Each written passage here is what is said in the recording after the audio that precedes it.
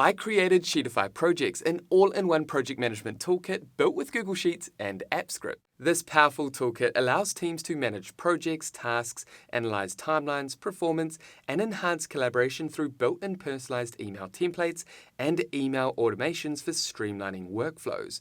The best part, Sheetify Projects can be set up in a few clicks and is just a one-time payment for lifetime access, updates, and value. Today's focus is to help you get familiar with Sheetify Projects. This is an all-in-one project and task management toolkit built with Google Sheets and AppScript. For those that don't know, Sheetify Projects is our third Sheetify product next to our popular CRM and bookkeeping toolkits. All my Sheetify products are a one-time payment with lifetime access and updates. What can you actually do with it and what's included? Well, once your account is authorized in just 3 simple steps, you can start adding projects and tasks which are linked to your projects. Then we have the dashboard, which allows you to analyze specific project details and performance. This also shows a snapshot overview of all your projects. Next to dashboard and within timeline, you can view and understand project and task deadlines in a visual Gantt view. This allows you to easily stay on top of your project and task timelines.